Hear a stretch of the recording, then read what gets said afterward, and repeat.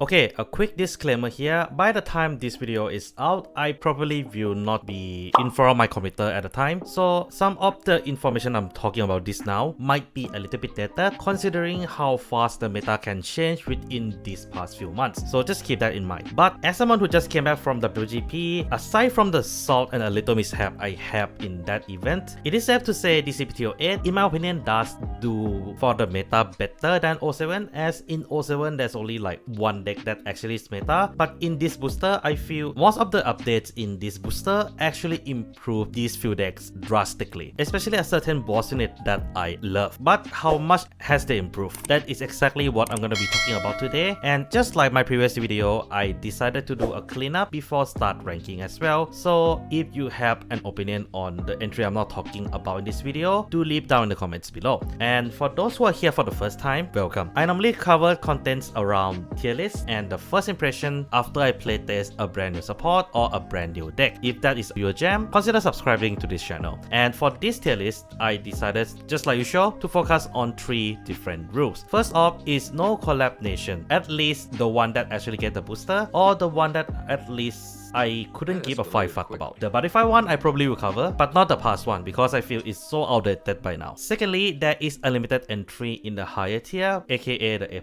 and S tier, just to keep good decks from great decks, and good decks I mean A- to B like that. And last but not least, this is 100% based on my experience, and as I mentioned in this recording, I just finished my own WGP, and probably there will be some other tournament result included in the consideration. But do note once again that the meta changed very quickly within the period of April to May, so keep that in mind. And without further ado, we have to address a very big elephant in the room first: how much the meta has shifted since the ban list. Well, there is 5 decks to talk about in this ban list, and I'm just gonna talk about them now, included the one that just got the support in this booster. And we can start off with the one that being the most affected by this ban list, and that is Rosaio. Rosaio losing Dragon is, as I mentioned in my video already, turns the deck quite a lot, especially in the early game department, as now the deck tanked a lot worse than before. Though credit due to what is due, the brand new mythic that is specifically for Rosaio does fix the issue to a good extent with his ability to search for any Rosaio in general, on top of him turning himself into essentially a guard restrict. For a lot of people, I feel this doesn't make a lot of difference, but this kind of reminded me of the Haniel incident, I think that's the name. A yellow nation deck that has a ridiculous guard restrict that can reach a very high power ceiling as a finisher. That is how the bird mythic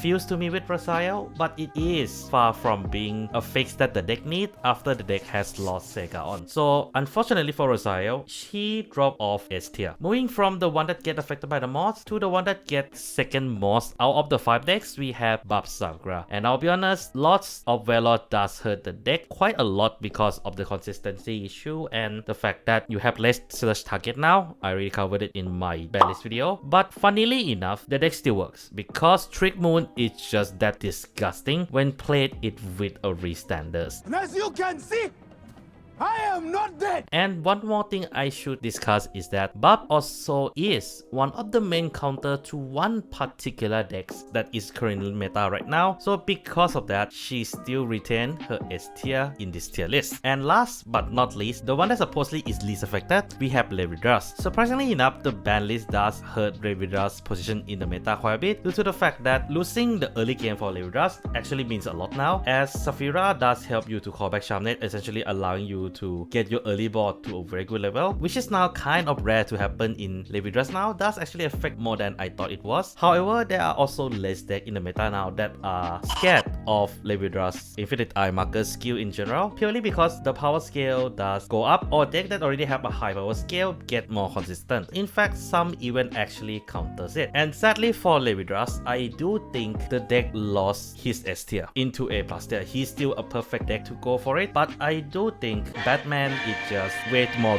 ridiculous right now, at least in my opinion. So yeah, and then the last 2 entry I have to talk about in the ban list is of course Shoujodoji and Gandiva. So Shoujodoji got one of his Isasao back from the ban list, and credit due to where it's due, the consistency is back, allowing him to rush better, defend better, and loop everything better now. However, his power ceiling is still a little bit too low for this current meta, especially considering there are decks that are having very similar level of utility, albeit in a slightly different way compared to Shojoroji, and we'll be talking about that deck later on, so don't worry about it. Meanwhile, for Gandiva, getting Stegona back to 2 is still very good for the deck. I mean, the deck speed is now roughly back to 50% on top of maintaining the supports from the DZBT06. Though I have to say his new support is kinda shit. I mean, it is no surprise in this channel that I am not a big fan of his skill, but in Gandiva case, I would say it's not bad. Just purely because when Gandiva attack actually hits, it actually provides a huge amount of profit, and Gandiva doesn't heavily rely on it. It's still not a clear improvement, but it is definitely something that you can kind of play around as a Gandiva player. So in terms of ranking, Shojoroji did get improved from A-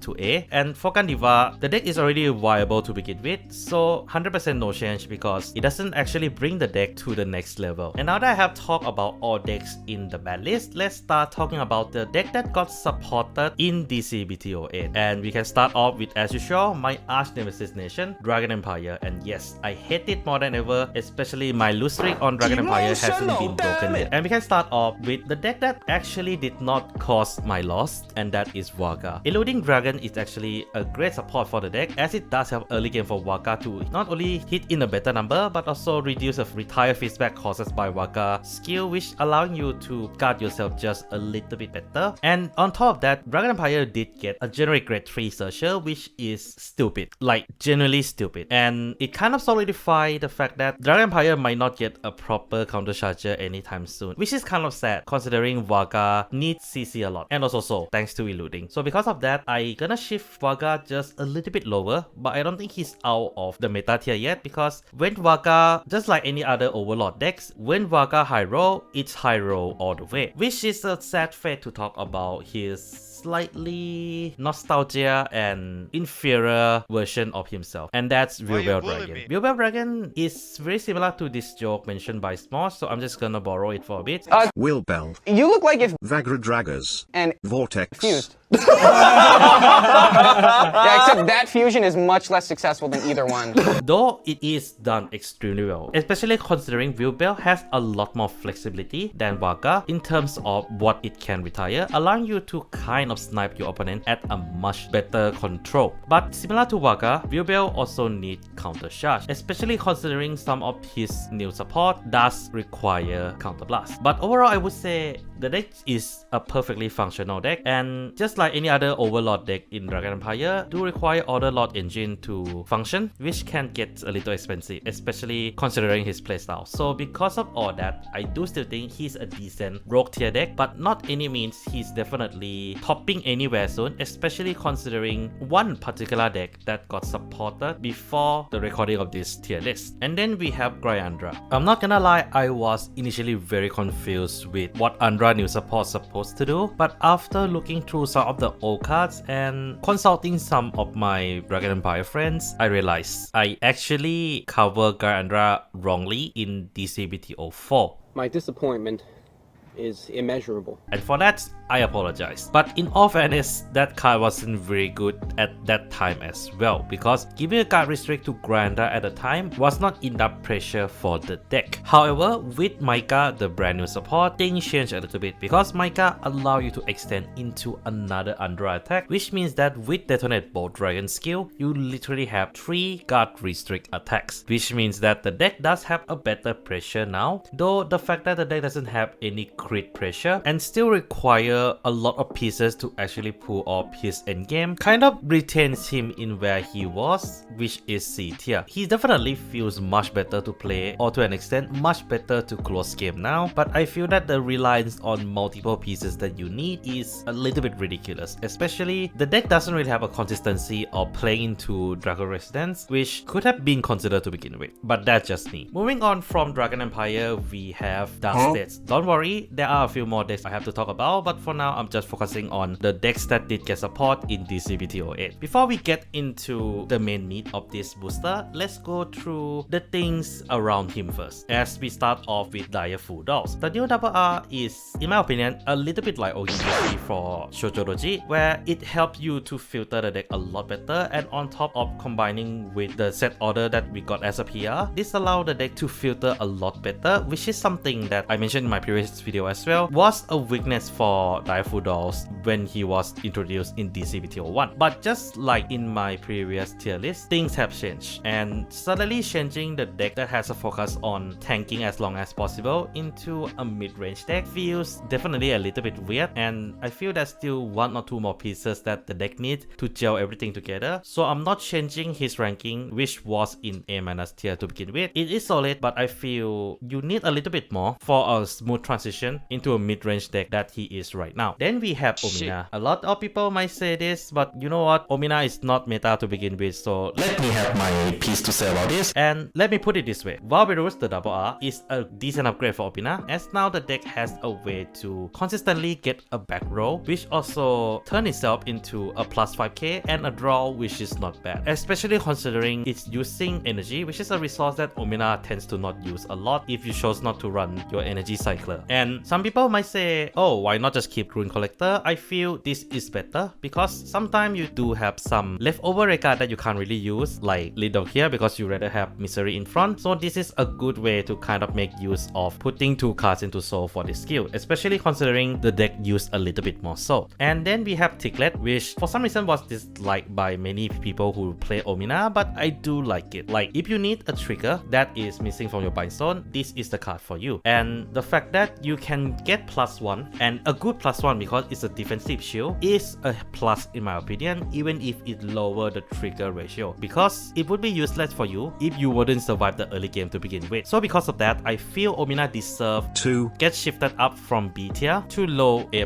tier. I think it's a good rogue tier deck that you can bring it to your locals and actually surprise everyone with it, and you can get a good win record with it, but I don't think it is good enough to be a meta right now. I mean, the deck really needs the new Dragon Race man, so we should get to it quickly. And then here comes the main meat of the Dark State option. We have Drajeweled and of course Blangmaya. Drajeweled get Lithos Agua, which I'll be honest is a good update to Rock Agua because it's a restandard regardless of your opponent grades, and it always draw 1 every time you call it, which is a huge plus. But it is kind of bad considering this is the only Drajeweled focus support that we got in the entire year. And no, I'm not considering that pile of shit as a good support. Emotional, damn it! But surprisingly enough, Drajeweled actually performed well in WGP this season, purely due to how it can counter buff subgraph with the back to row retire, and at the same time, once you hit Ignis, you are pressuring your opponent all the way through. Like, your opponent bound to lose at least 5 cards in their hand by the end of first Ignis turn. So I would say Drajeweled deserve to get a rank up from A- into A tier, a viable tier. I don't think the deck deserve to be in A+ tier yet, but I think the deck has potential considering what they are trying to do with the deck, especially with Demonic Rock Dragon Searcher. I hope that's not a red herring at least. And then we have the fated one of Zero himself, Blangmaya. This deck is a very interesting roller coaster for me to playtest and also to use it in the actual WGP, where Nexus and Elaborate is actually a huge upgrade for the deck, as the Nexus now has ability to build the board much easier and also get certain cards that probably lost into soul much easier as well, which does make setting up for the one turn much more consistent, even if the power increment is relatively small. But I have to point this out first, it is still RNG phase in Blangmaya, especially for your right line. If your right line fails, the chance of you losing is relatively high, I would know. And the deck gets a lot heavier in terms of counterblast as well. But despite all that, the deck still performed fantastically, with me placing in a pretty high position. I mean, I was placed in top 32 before I got disqualified during the deck checking. And on top of that, it was the deck that won the entire WGP I was at. So you know where I'm gonna put this deck in, S tier.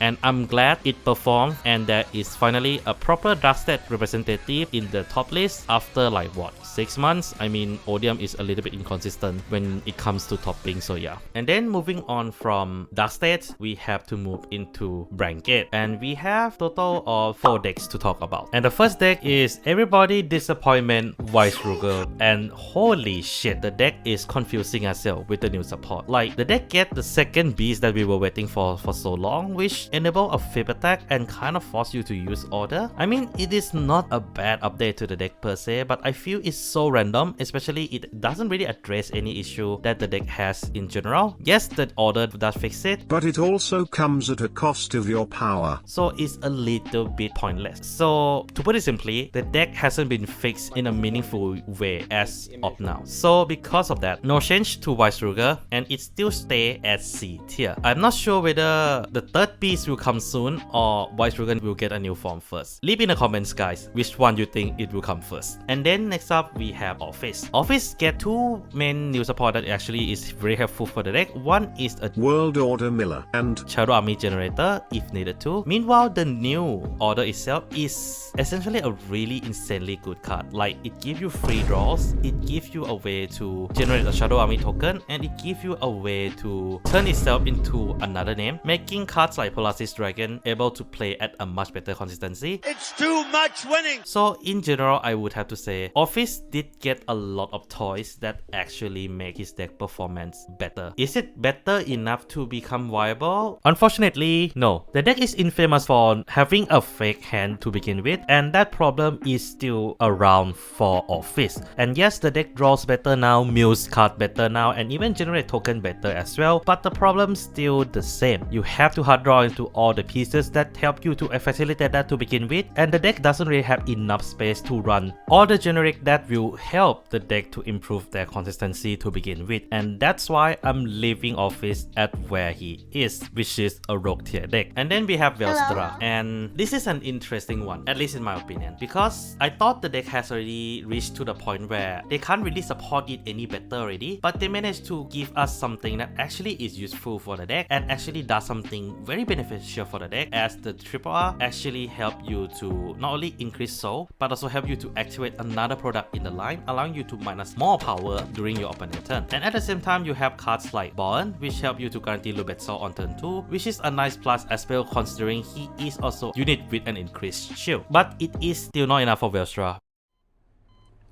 Why? Because Velstra is still one of the very few decks that still prefer to run Draw Trigger over Front Trigger, because it is considered to be a negative if you can't graduate yourself from running draws, at least in current meta. So because of that, Velstra will remain where he was in A-, and so does Black, who technically can benefit from this support as well. And then last but unfortunately least, we have heroes. Okay, credit due to where it's due. A lot of hero new supports, including the new base, which is a PR, are insanely good. Like Kyun and Brondia help you to scout more cards, which is incredible, and new base give you a way to consistently scout more cards, which is a pleasure to my ears, because this allows the deck to be a little bit more aggressive in guarding, but at the same time able to recover the board as much as normal. The problem with this though is the direction they decided to bring the hero to with the new boss Closat. Closat is a really bad boss unit. Like, I initially thought they wouldn't go back and double down on making terrible boss unit like Barrow Providence and Gravity Mass, but holy shit, we got a brand new king of shit in my bad boss top list. I might actually make it later, let's see how, but Closat is that shit of a boss unit to be considered. Though there is a reason why. Closat at the time of recording doesn't have a proper grade 3 hero that play properly with her. Yes, Dianos does play around with the deck okay, but I feel you need something more to actually make the deck perform well. Especially we are in a limbo of every booster power creeping the other consistently. We can't really have a deck that have one support and not the card that comes after that play around with the mechanic properly. So because of that, I'm gonna drop hero actually from B to C, because I feel like that is how bad Closat has been. Even if you can still run purely Unite Dianos, the new base is not enough to fix the issue of the deck as of now, mainly also because of the fact that you have to run like 8 base now, which is ridiculous. Okay, so there is a few entry I forgot to talk about the double R support, and some of these are actually quite significant, so I'm gonna insert the additional clip like this one just to kind of maintain the flow. So we're starting off of course with Rotoiser. Rotoiser has always been kind of like a lot of people saying like a punching bag for Branket, and to an extension I would say yes until recently. There there is another deck that is on the rise lately, and the reason behind that is because Rotoiser got its own Combine Rusher. Yes, I feel like this Combine Rusher trope has been overused lately, but you know what, if you can get it, why the hell not? Especially this card is actually a very solid card, and it is a 15k attacker that can get additional shield while also able to call itself from drop on demand. This does allow Rotoiser to be able to push the board a lot better, and on top of the DZBT07 price cycler, this makes Rotoiser's survivability go up from almost unplayable to actually good enough to push when it comes to shove. The only drawback with the Rotoiser at the time of recording, I would say just how they learn from hero but not maintaining it, and by that I mean the PR, because Rotoiser would go extremely well when going second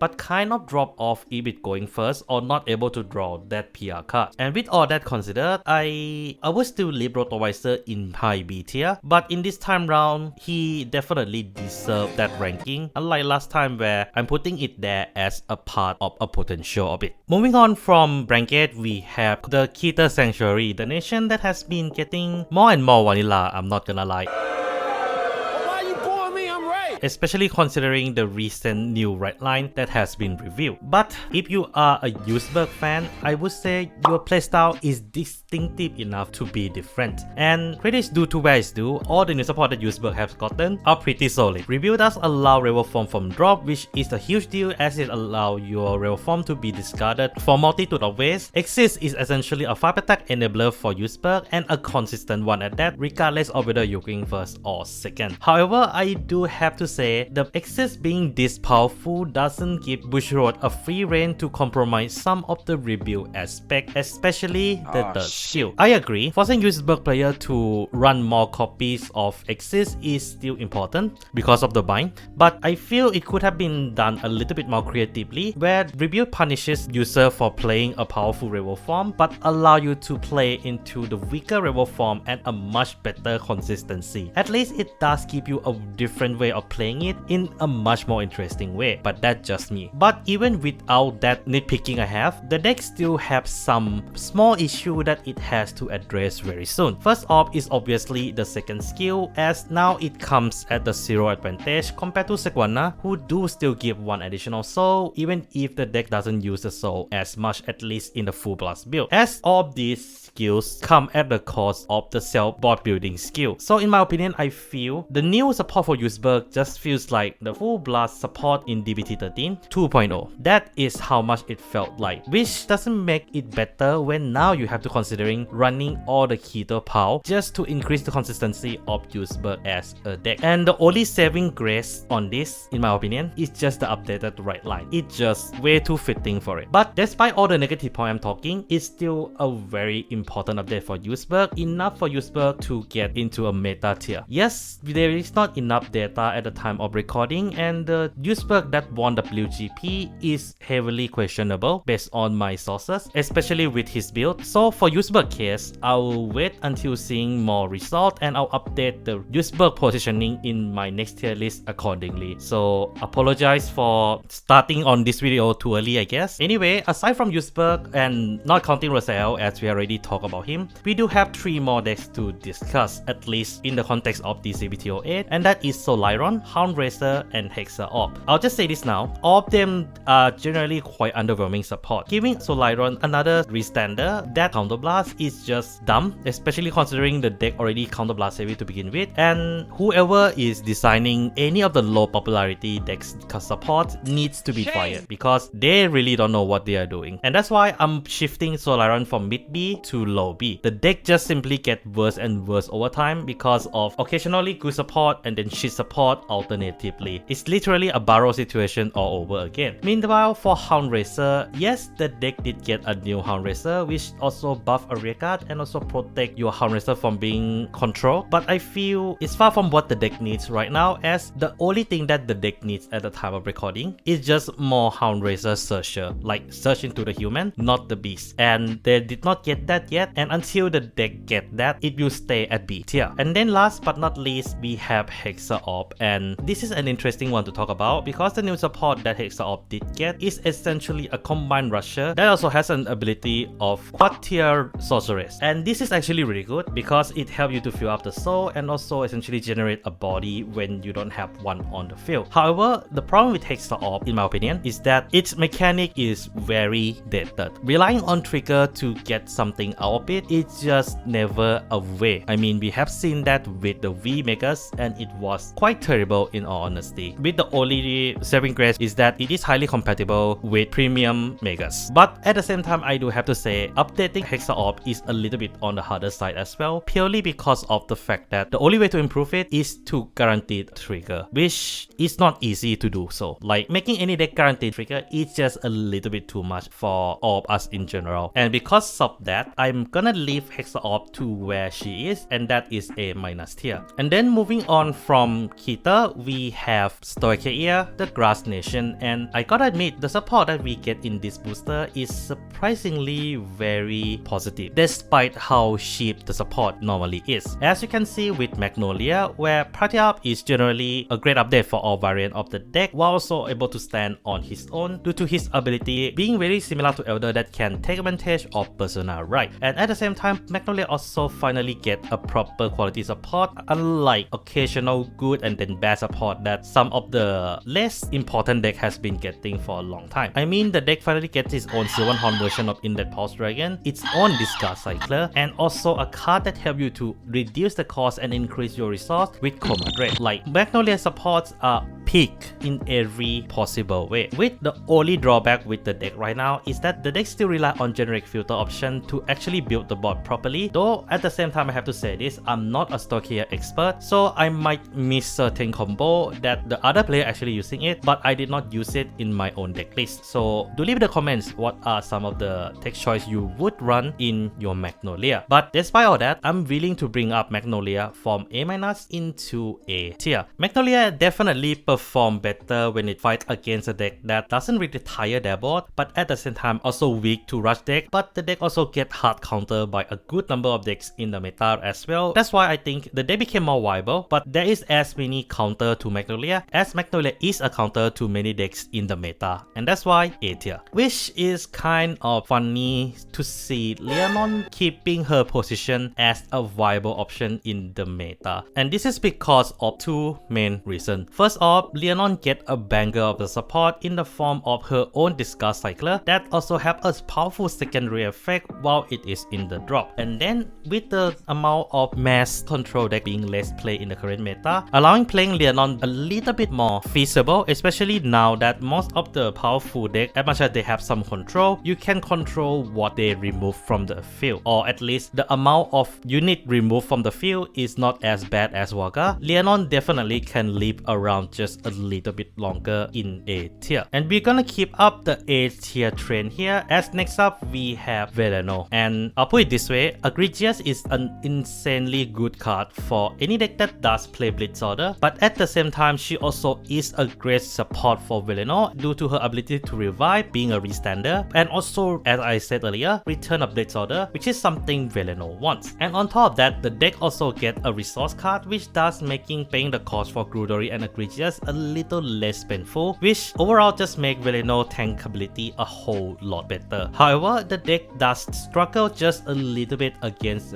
board wipe, especially Babs of Grass style, because the Veleno front row are the most important one, and at the same time it is not an easy to pilot deck. Like, yes, I managed to beat a Veleno in my WGP, but it is also at the same time a last match. So the fact that a Veleno player was able to live through the whole 8 rounds to the last match, that's impressive, and that is something I'm willing to give a huge respect to all of the Veleno players, even if the one that I fought with recently might not be appreciative of how much I'm willing to give my respect to his playstyle. So the only way I can do this is to bring up Veleno from A- tier, the Rogue tier deck, into a viable option in A tier. And the last two entry for Stoicheia can be mentioned quickly, because one is the Flagbird support that does help to revive back a Triad Dragon, but Mueller's Wear. For Argo Siren, you get one more draw and a 5k. That's not enough for Argo Siren right now, so both decks will receive no change because the support did little to none to the decks. And then finally we move on to essentially the last part of the DZBT08 related support. We have Lyrical Monasterio, and what the heck is going on with this support? That escalated quickly. Like 3 out of 4 double R's in the Lyrical Nation are related to dress up mechanic, but in general they are not exactly generic, as it seems to be designed for a specific deck. Like there's one that seems to be more towards decks like Hazarit or Kyoka. Then there is one card that is essentially a listed support in disguise, which is also shit. And the only card that I feel like is worth actually pick up at all is the Dress Up Searcher, which is also kind of okay only. So there's no problem we actually covered how much this support actually improve it, because it barely done jack shit for those decks. But what I'm willing to say though is the fact that the last double R from the booster is for Flamji and is a great support, as it is another Flamji rear card, increasing their consistency and also allow you to countercharge more often as well, thanks to the fact that this new Flamji unit is also a great one. But that doesn't mean that the card itself is bad, because this card is a really good card and it is a huge booster while also helping you to increase the drive for Belclair afterward, essentially making this a little bit like full blast now. But I would have to say the Flamji main issue has always been the same, with the fact that the decks still have terrible time in late game, especially if you don't have units like Lycaris in your hand, which help you to recycle Flamji from your drop back to your deck and also increase your board offensiveness and also your hand size in general. So because of that, as much as another Flamji is a great improvement for the Flamji deck in itself, it still get no change and gonna stay in the rogue tier deck. And the same can be said with admittedly the most disappointing support, and that is Artisaria. Like Luminoel is a good update, as a way to generate more board without going first or second will always be extremely helpful for the deck. And the fact that you can rely less on Shout in the Shadow also means that you can rely more into controlling with Mega Romania. But the deck definitely need more than that to actually become better, because right now the only thing that makes Artisaria good is critical power. So if you don't have one, the deck is kinda shit. So if Artisaria can stand on her own with her new support later on, that's gonna be a biggest plus for me and for all the Artisaria player in general, I feel. But until then, Artisaria stays where she was in A- tier. And then we have Kairi, the wildest review of this booster, and I'm not gonna lie, it doesn't really meet up to the hype. Like, I'm not saying Kairi is a bad boss unit, I already make a video talking about the whole situation about it, but I feel like it could have been released earlier and keep Nexus as an actual last minute to review. That way at least it would be a little bit more cool, and at least in my opinion it would have closed the review for DZBT08 a little bit better. Shut up, simp. But by no means Kairi have received weak support. I mean, Upper Rail, the Mermaid Searcher, is an incredible card for Kairi, as not only it search for essentially the entire toolbox of Kairi, but it also able to search for other Mermaid boss toolbox as well, while also being another Penelope in Kairi deck in itself. And the deck also get a Soul Recycler, which is a plus in general, and Kairi herself is a good boss unit, at least in my opinion, even if it does take a lot of thunder from her grade 4 counterparts. So because of all this, I feel Kairi still stays in A tier. I still consider her as a viable option because her weakness is more or less remaining the same, and she is another really cool power customer. So if you don't have those, you definitely struggle a little bit, though at least less than Artisaria. Then we finally move to the collab, and we can start off talking about the collab deck with the one that has been terrorizing Japanese meta for a good while back, and that is Maiko. And I would have to say the deck does play a little bit better thanks to the deck now filter more or less every turn. The decks also have somewhat of a better utility thanks to the new mechanic that they introduced into the Maiko old playstyle in general, but at the same time it also makes it a little bit harder to play due to the need of consistently binding a lot of Maiko unit into your bind zone to keep up with that updated engine. But in exchange, the payoff is huge enough to actually make Maiko to go into A+ tier. Even though there's no record online, one of my friends who was able to get get into top 32 with me was playing Myco. So in my opinion, they're definitely doing something right, especially considering a lot of Myco player was able to stay in the higher end of the top bracket for a good while before they start clashing with all the buff players. But this doesn't mean that Myco is perfect, obviously, because the power ceiling for Myco did not change that much, which also means that if the deck couldn't rush, the deck kind of screw also to an extent. And last but not least, we have Ave Musica. Its playstyle is interesting to say the least because the gimmick is essentially Messiah and Bastion mixed with Mega Colony Battler. That is the best way I can describe the main playstyle and the Mortis playstyle. But they do those playstyle right, at least in my opinion. But I do feel they shouldn't have released two playstyle on launch to begin with, even if it is accurate to the story, as some of the Mortis playstyle cards kind of designed to be played in the main playstyle as well. So because of that, the deck does feel a little bit half-baked, at least in my opinion, where the main version of Ave Musica does lack somewhat defense. On the other hand, Mortis lacks speed. So mixing the two playstyle together when they don't even have a good base to play to begin with does feels a little bit weird, at least in my opinion. And I do have to say, whatever cauldron they use to cook the new Myco support, it should have been used for Ave Musica as well. But this doesn't mean that Ave Musica is a bad deck, because I'm gonna give Ave Musica a rogue tier. Considering just the main playstyle, it is just a Messiah that is able to fully utilize its whole skill a little bit earlier than usual, and that is pretty much it. But the deck definitely gonna need more than that to become viable. And that is pretty much all the supports that is in DZBT08. Now let's move on to the